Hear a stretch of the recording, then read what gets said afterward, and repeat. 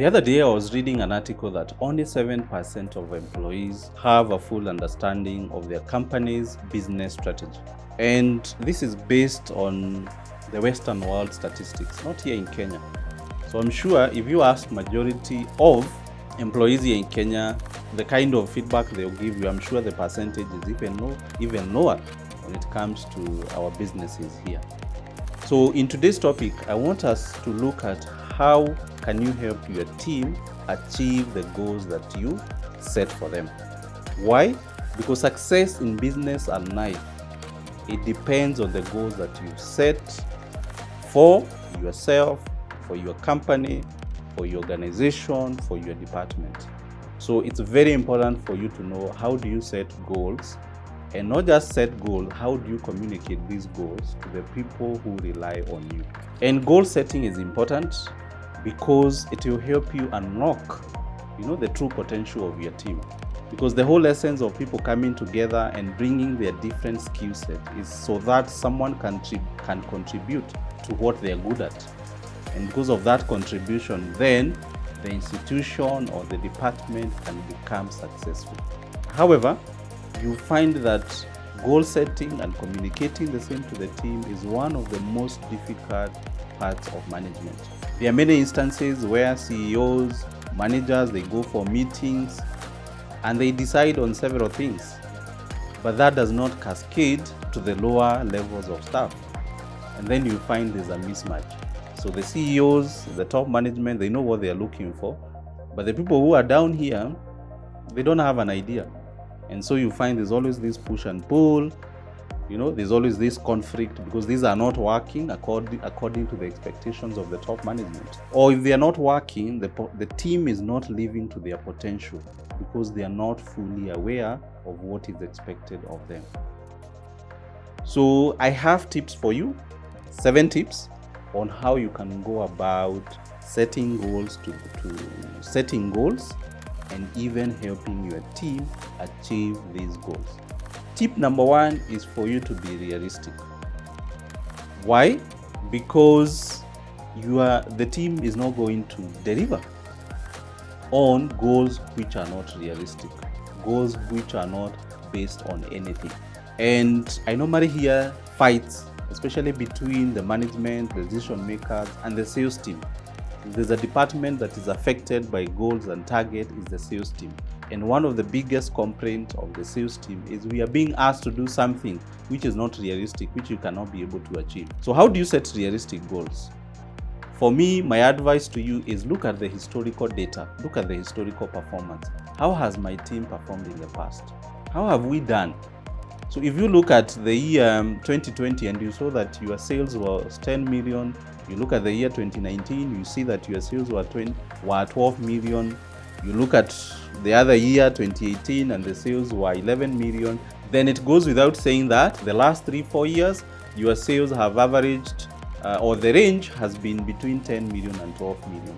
So you can't then come and ask your team to produce 15 million. They're not going to achieve it. It will not be realistic. So always start from what you know, and that will help you to being realistic. Having said something which is realistic, then start small. What do I mean? There's always this excitement when we are setting goals. Everyone wants to succeed. We want to hit those milestones. We want to really do our best. But unfortunately, that's not always the reality. Sometimes you have to learn. Sometimes you have to go through a trial and error period. And if in your mind you are fixated on achieving very big things, then you find the chances of you really being disappointed and not seeing through to your goal, they are very high. So I remember there's this example. I remember when I started doing these video shots, I just thought videographers, they take like 10-30 minutes and a 5-minute video is out. But I came to learn the hard way that video editing it's not a joke. It can even take 2-3 hours, 4 hours if you are to come up with a very good product. So that way now I'm more realistic because I understand what it takes, and that would not have happened if we hadn't started small. My other tip for you in management is always write down your goals. Why? Because you go for that meetings, everyone is excited, but how do you hold people accountable? So by writing down the goals, you not only put them in mind, but also now you have a chance to always refer to them, and that way you can keep people accountable. So think about key performance indicators. When I'm saying writing them down, think of key performance indicators. How will you know that you've been able to achieve what you are looking for? You can even write down the milestone. You can be able to say, okay, if we are looking to increase our sales by this much, we need to launch a new product. So launching a new product is a milestone. But before even we launch that product, we need to do a market survey. That can be another milestone. So write down whatever goals you are seeking to achieve. And something related to writing down your goal, that's my point number 4, is to always make sure the goals are measurable. They are SMART. So the goals should be specific, measurable, attainable, realistic, and time-bound. So make sure that the goals are measurable, because even now when you're making sure that the individual who's supposed to help deliver on those goals, they can be able to see the progress. How far am I compared to what we are looking to achieve? So it's not good to say, I want to have my own channel, video channel. It's not good for you as a manager to say, I want us to perform better. That's a very vague statement. But if you come and tell your team, I want us to increase our revenue by this much, this figure. I want us to raise our client satisfaction from 50% to 80%. If we're in HR, I want to reduce my staff turnover from the 20% to something like 5%, because people will always leave an organization. You can't have zero staff turnover. So make sure that your goals are measurable. On to my 5th point, and this one is always review progress. Again, you started small, you wrote down the goals were measurable, then it's for you to review progress. And how do you review progress?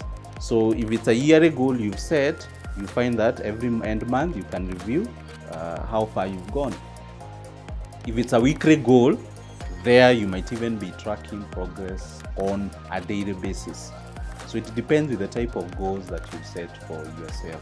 Even at a personal level, when you talk about New Year resolutions, the reason why they don't work sometimes is we set them but we don't review progress.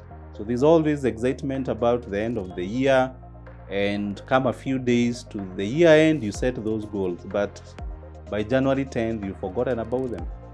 But the people who are consistent is because they review progress, they look at the challenges that they're encountering, what can they do about those challenges, what resources do they need, what support do they need, and then they're able to factor them. And despite the challenges that they find along the way, they're still able to do a good job. So always review progress. Something else you shouldn't forget, especially as managers, as we're in decision makers, is always offer resources and support the team. Sometimes we are very good at demanding that the people who report to us, they do a good job. But have you ever asked, what do they need for them to be able to deliver on what you want them to deliver?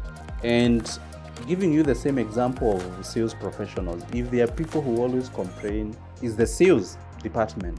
Reason being the expectations of the organization and the resources that the organization is offering. There's a mismatch. You want someone to go out there, talk to customers, but you're not providing transport, you're not providing airtime. How is this person going to meet your expectation? It's not possible. So if you are looking for the team to achieve goals, as you list down the goals, on the other side, you must also list the resources that they need and make sure that you avail the resources to them. That way, then even if you ask someone for results, they can't have the excuse that they were lacking in one way or another. You'll have a solid case. You'll be able to put someone on the spot, so to speak. You can ask them, hey, guess what? You are the salesperson. I require you to do this. I provided you with a list of the client. there's airtime, I even give you fuel, you have a car properly serviced. So Kimani or Dual, why are you not performing? They will not have an excuse. Yeah. But you cannot also ask people to do something that you yourself, you're not facilitating.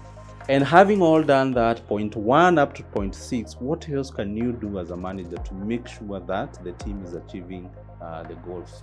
One area we fail is not appreciating or rewarding the team. Why? Because everyone wants to feel good. It's human nature. If someone has accomplished something, appreciate them. And sometimes it doesn't have to be money. Just telling someone you've done a good job, or this, you met my expectation, you go a long way in making someone feel appreciated and knowing that they are meeting your expectation. And if you can offer a monetary value or incentive, why not? So if you have a bonus, if you can have a commission incentive structure, that's something I would highly encourage you to do. So that way someone knows, because I'm meeting the goals of the organization and the company is benefiting, there's all this money that is coming in, there's all this revenue, there's all this good name that is now being associated with my work. People will always also ask themselves, what about me? What am I getting in return? So I would highly recommend you, if you've done step 1 up to the 6th step, then the last step on number 7 is always reward your team. Think about the team. If they do a good job, let them know that they are doing a good job. And if the budget allows, if you have the resources, it doesn't hurt to go back to your pocket and give something small to show that you appreciate. So those are the tips I have for you. And you can see majority of the time it's upon us as managers, to be at the forefront in making sure that the team is meeting our expectation. If you've ever wondered, if you've ever sat in your office and you felt disappointed with your team, it's probably because of the way you're communicating or you are not communicating to the team. So please follow those tips, and I'm sure if you follow them, number 1 to the last one, you find that the team is now able to achieve the goals that you've set for them.